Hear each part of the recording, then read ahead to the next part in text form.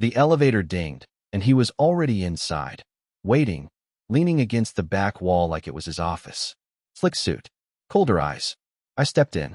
He didn't speak. Floor 4, floor 5, floor 6.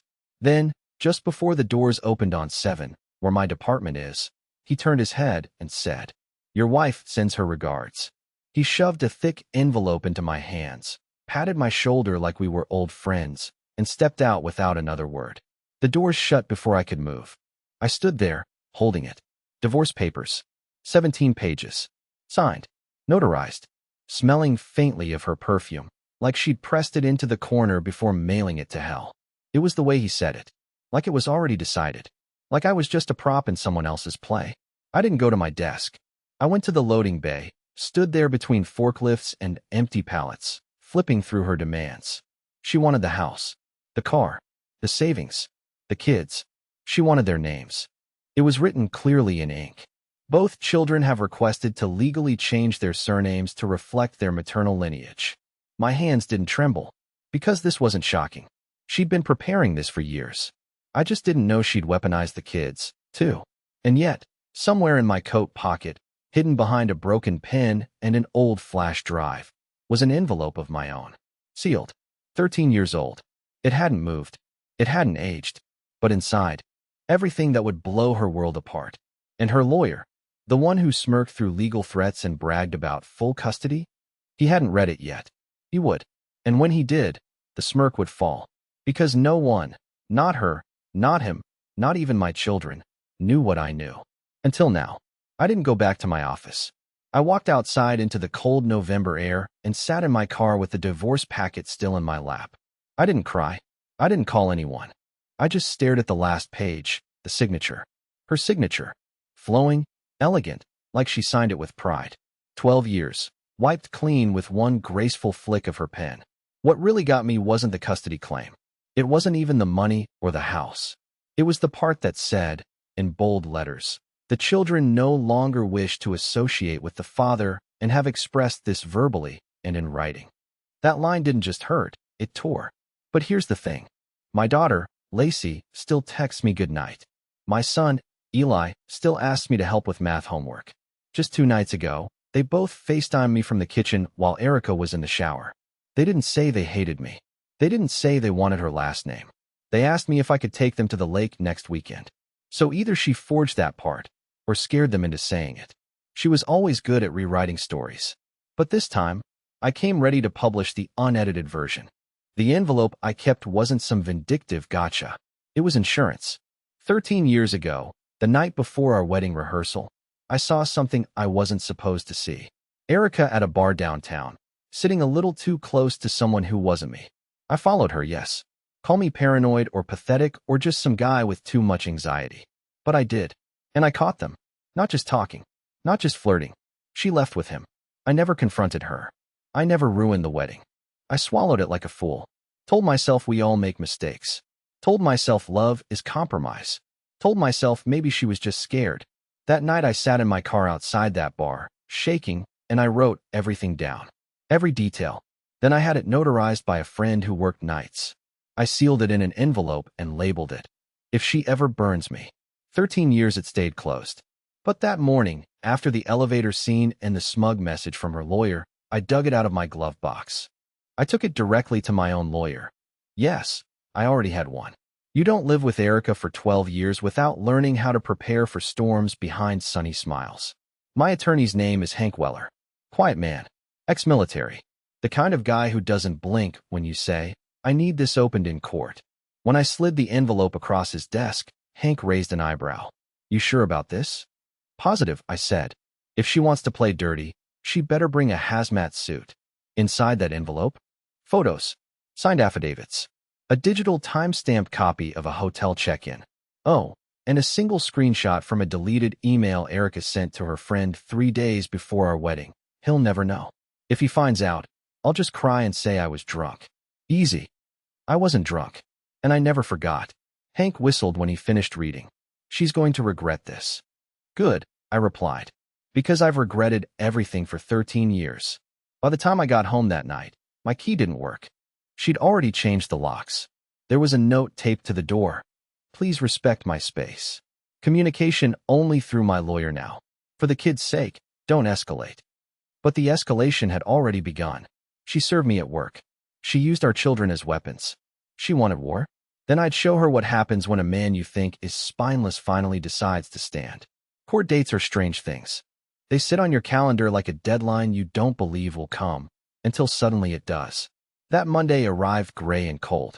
I showed up wearing the only decent suit I owned, navy, fraying at the cuff, and sat in the hallway outside the courtroom for nearly 20 minutes before anyone even acknowledged me. Her lawyer, Marlon Quaid, strolled past me like I was a ghost. Tall, smug, and too tan for Ohio in November, he radiated the kind of confidence that comes from winning easy cases for people who think they're above the rules. I half expected him to wink. Erica didn't look at me when she entered. She was dressed in soft cream colors, like she was headed to a garden party instead of family court. She sat down 3 benches away, crossed her legs, and started tapping away on her phone like this was just another errand she needed to check off before yoga. I watched her, studied her. There wasn't a flicker of doubt in her face. Not an ounce of hesitation. She really thought this was over before it began. But then Hank walked in, carrying the sealed envelope I'd given him 2 weeks ago, no longer sealed. What was inside had already been verified, scanned, and printed in triplicate. The judge called us in. Family courtroom, 2B. A boxy chamber with peeling paint and an old clock that ticked louder than any human voice. We sat. Introductions. Formalities. Num protocol. Then her lawyer opened with confidence. Your Honor, the mother has maintained consistent primary care of both children, and we have documented testimony that supports the children's desire to remain with her full-time. Additionally, that's when Hank stood. Your Honor, he said, calmly placing a folder on the table. Before any permanent custody recommendations are considered, I have new evidence that calls the mother's fitness and the basis of this divorce filing into question. Erica's head snapped toward us so fast I thought her neck might break. Her lawyer paused mid-sentence. Excuse me. The judge nodded slowly. Let's see the documentation. What followed wasn't dramatic. It wasn't like a courtroom movie where someone screams or storms out. It was worse because it was quiet. The judge read the printouts one by one. A sworn statement from a hotel receptionist dated 13 years ago, confirming Erica checked in with a man who was not me.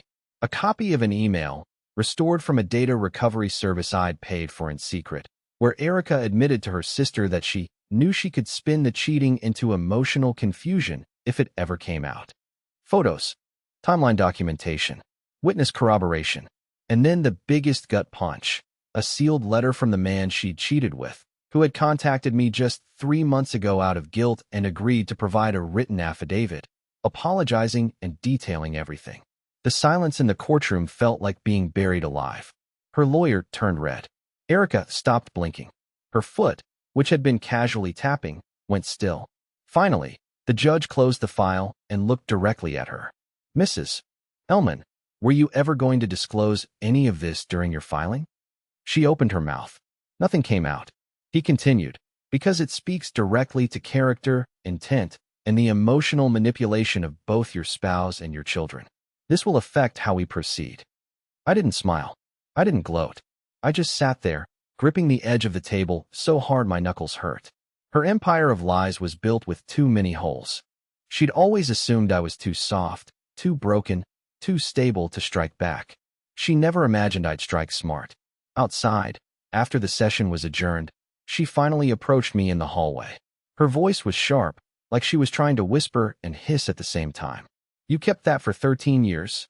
I stared at her. You burned our wedding before it even started. I just kept the ashes. She looked like she wanted to slap me, or cry, or scream. Maybe all three. But she did none of it.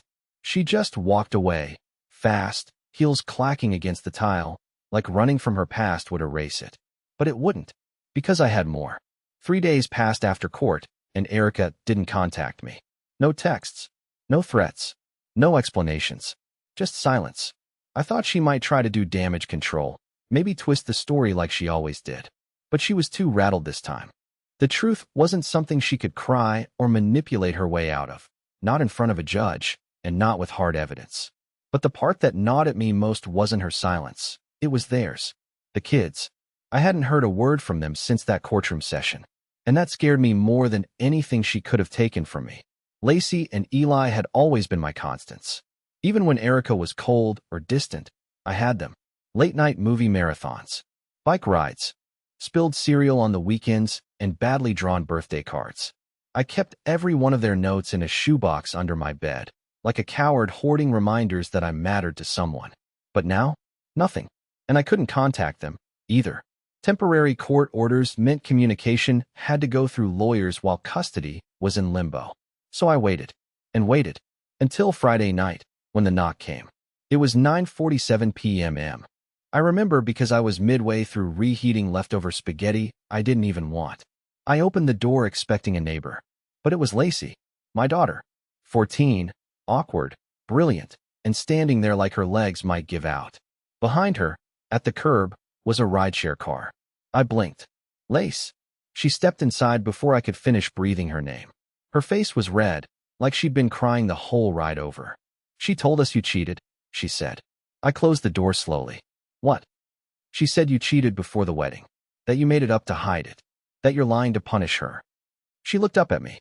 But that's not true, is it? I sat down on the couch, arms heavy. No, baby. It's not true. She pulled something out of her hoodie pocket, a folded paper. My heart stopped. I found this in her closet, she whispered.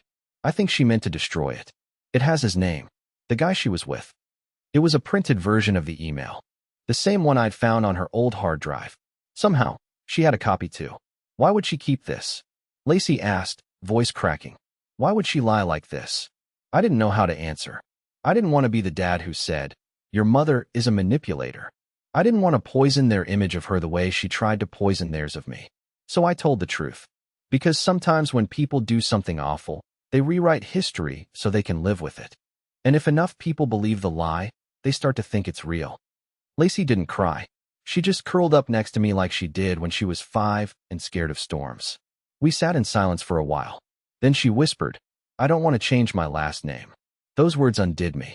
I didn't sob, not out loud, but I sat there for nearly 10 minutes without being able to say anything back.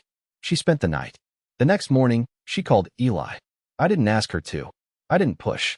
But I heard her whispering through my cracked bedroom door, telling him everything she'd found. The email, the lie, the papers. By Saturday afternoon, Eli showed up too. And now the one thing Erica tried to use as her final weapon, our children, was turning back toward me, slowly, painfully, like compass needles rediscovering north. She had told them I wasn't worthy of their name. But now, they were wearing it like armor. And the war she thought she'd already won, it was just beginning. By Sunday evening, the silence broke, not from Erica, but from her lawyer. Hank forwarded me an email late that night with a brief message. She's changing strategy. Attached was a new motion. It wasn't about property this time, or custody, or child support. It was a petition for emergency psychological review against me. She was claiming I was unstable, that my sudden paranoia and obsession with past events made me unfit to parent, citing irrational behavior and a concerning focus on fabricated betrayals. She attached fragments of texts I'd sent her over the years, just cherry-picked lines, without the parts where she had pushed me, provoked me, gaslit me for hours. She had screenshots of me asking questions about her late nights out, asking where she was when she disappeared for entire weekends to retreats, without Wi-Fi. Those texts made me look like a man spiraling, unhinged. And worse, she had found out about Lacey and Eli visiting me. That was her trigger, not the courtroom exposure, not the affidavit, but the fact that the kids had slipped out of her control and chosen to see me, without her permission. She always needed to be in control, and now, she was trying to pull me apart with a paper trail of carefully curated madness. I stared at that motion on my laptop, heart pounding like it would crack my ribs open. I wasn't a perfect father. I raised my voice when I shouldn't. I broke down when I thought no one was looking. But I never harmed them. I never endangered them. And now, she was painting me as a danger, as unstable, as someone who needed to be supervised before seeing his own children. I called Hank immediately. She's going for character assassination, I said, pacing in my dark kitchen. She's terrified, he replied. Cornered people throw wild punches. But wild doesn't mean effective. You're not unstable, Reed. You're a man who's been holding everything in for too long. We'll counter it. But even with his reassurance, I barely slept. Because Erica didn't need to prove anything definitively. She just needed to create doubt. In court, in the eyes of my kids, in my own reflection. If she could blur the line between guilt and grief, between anxiety and instability, then she'd win. Not legally, but emotionally. And that's always been her favorite battlefield. On Monday, Lacey came home from school crying. She called me from the stairwell of her building, voice shaking. She said, "You're sick," she whispered. She said, "You're dangerous. That I don't see it because you're manipulating me emotionally." My throat closed. She said she's filing something that might make sure we can't visit without supervision. I didn't know what to say. I wanted to scream, punch a wall, drive straight to her apartment, and demand she look our daughter in the eyes when she said those things. But instead, I said, "Do you believe her?"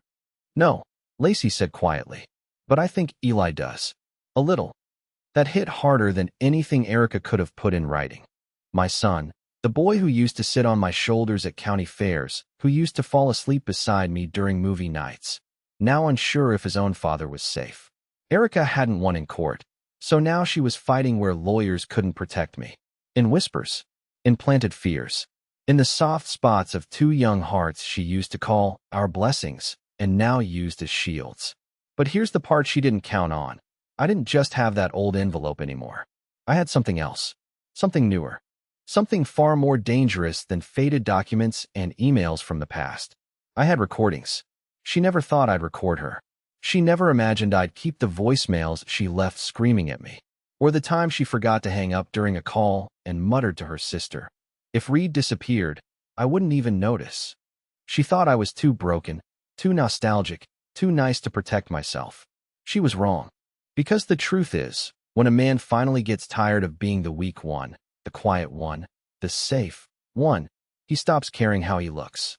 He starts doing what needs to be done. And I was just getting started. It was Thursday when the call came. I almost didn't answer. The number was familiar, but I hadn't seen it pop up in years. Not since the rehearsal dinner. In fact, 13 years ago, when she raised a glass to the most loyal couple I know, while hiding what her sister would later call a bachelorette oopsie. But now, that sister was calling me. I picked up with my stomach twisted in knots. "Hello." There was silence for a beat, and then, "Reed, it's Hannah." I sat down. "Yeah, I remember." I don't want to get in the middle," she began, then hesitated. "But I need to ask you something." I didn't respond, just waited. Did Erica really lie about the kids wanting to change their last name? The question hit like a brick through stained glass. Not because I didn't expect it, but because it meant the cracks were spreading. I exhaled slowly. "You're asking me that now?" "I know. I should have called sooner. But she told all of us, me, our mom, even her co-workers, that you'd lost it, that you were inventing things to punish her. But yesterday, she said something that, her voice dropped to a whisper. She said, 'It doesn't matter what I said in court. He has no proof of what the kids want anyway.' And I froze. That was Erica. So casual in her lies, she forgot people were listening. I told Hannah everything. The papers, the envelope, the recordings, the email she sent her about spinning it, if I found out.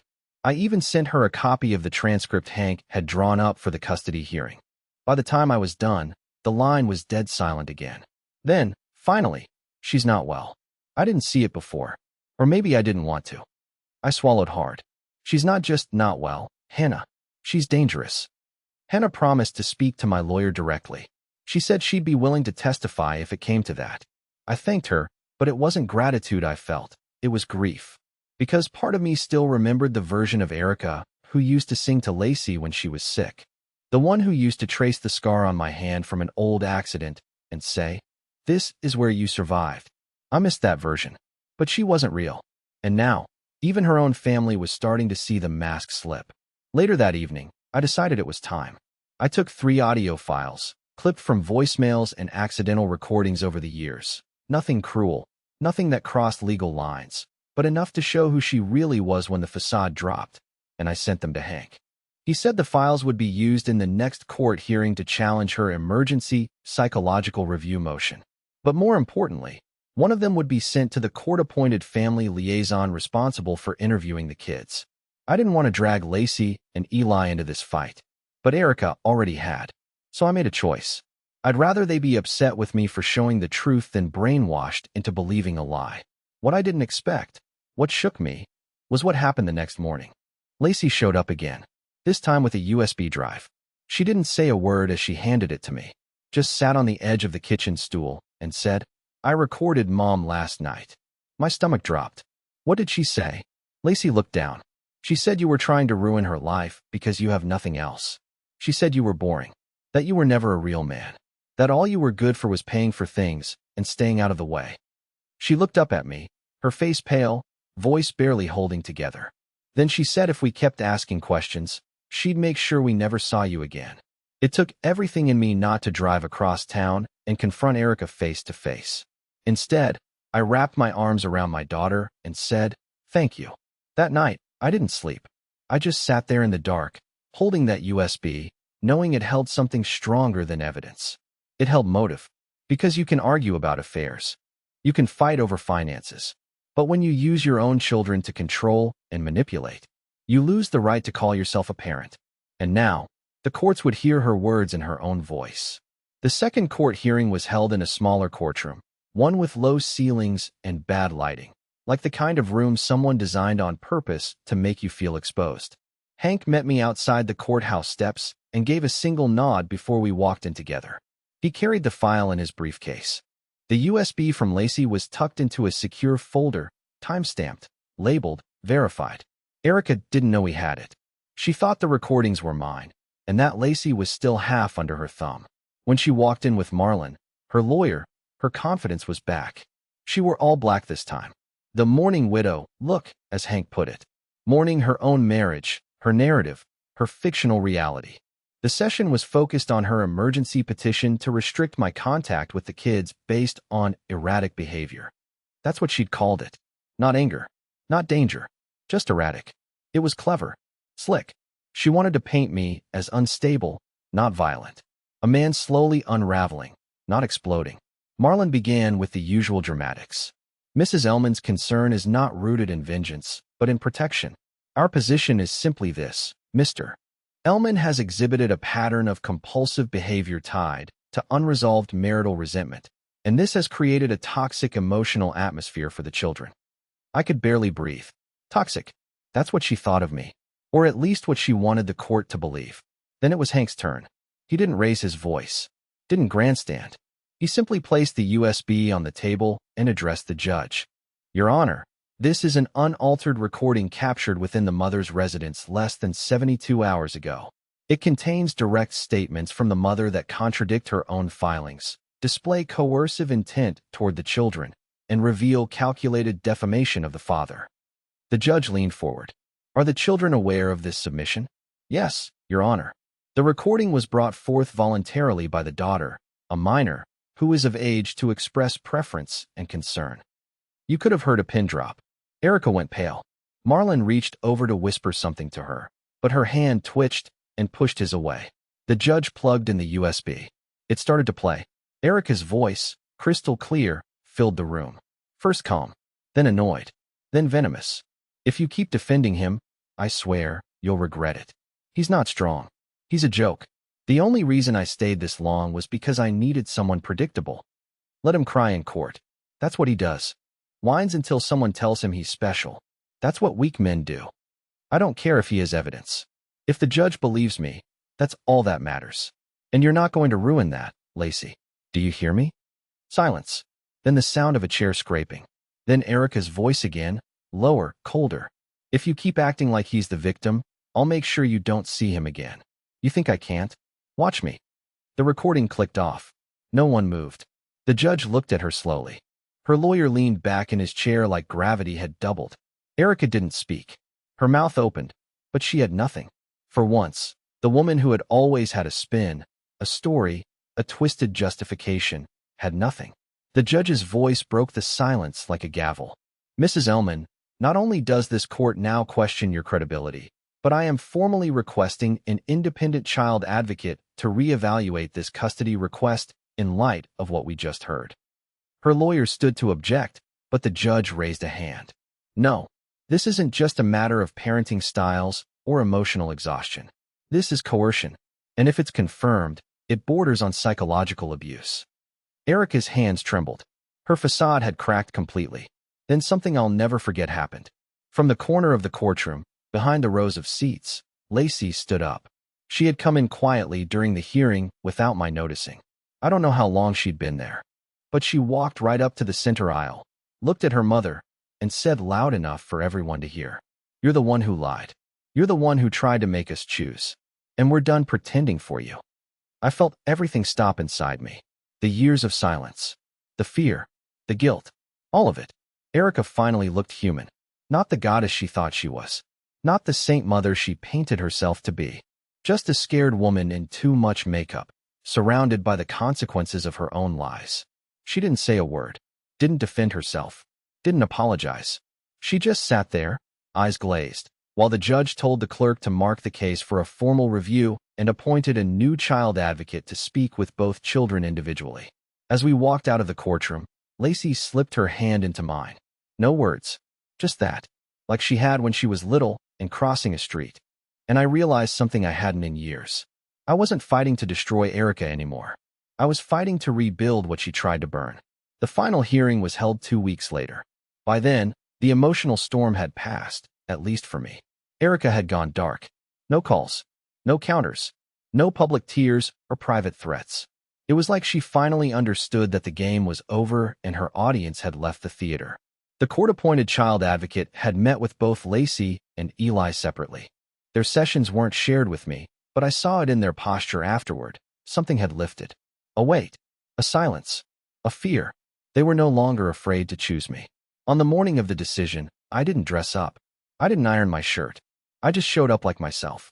And for the first time since this all began, I didn't feel like I was about to be devoured. The judge took just over 10 minutes to reach his ruling. Shared custody. No restrictions. No name changes. Mandatory co-parenting therapy for Erica. And a court-monitored psychological evaluation to determine her fitness for sole custody in the future, should she ever request it again. When the gavel dropped, I didn't cheer. I didn't cry. I just closed my eyes and let go of a breath I felt like I'd been holding for over a decade. Hank leaned over and whispered, "You just survived something most people break under." I nodded, and I didn't even have to yell. As we left the courtroom, I looked back one last time. Erica didn't meet my eyes. She didn't scream or cry or plead like I'd once imagined. She just looked small, alone in a dress that no longer looked powerful, like a woman surrounded by the smoke of her own fire. I didn't feel joy. I felt closure. That weekend, Lacey and Eli spent their first official full 2 days with me.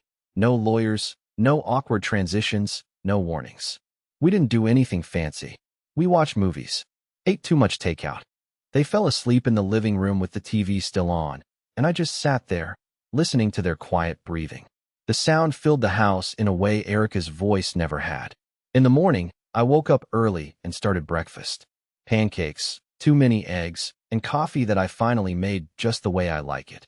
Without anyone complaining it was too bitter. And while I stood by the window flipping pancakes, I saw something that made me pause. Lacey had scribbled something on the little chalkboard we use for grocery lists. 4 words, simple and light. "Don't forget syrup, Dad." Not Reed. Not him. Just Dad. No bitterness. No fear. No sides. Just love. And for the first time in years, I felt like I belonged in my own home. Not as a placeholder. Not as a wallet. Not as a background character in someone else's version of the story. But as a father. As a man. As myself. Erica may have started this war thinking she'd take everything. But in the end, I kept the only things that mattered. And now, the door to my house stays unlocked on weekends. Not because I'm naive, but because my kids know they can walk in any time. And when they do, they walk into a home filled with peace, not power plays. With healing, not pretending. With truth,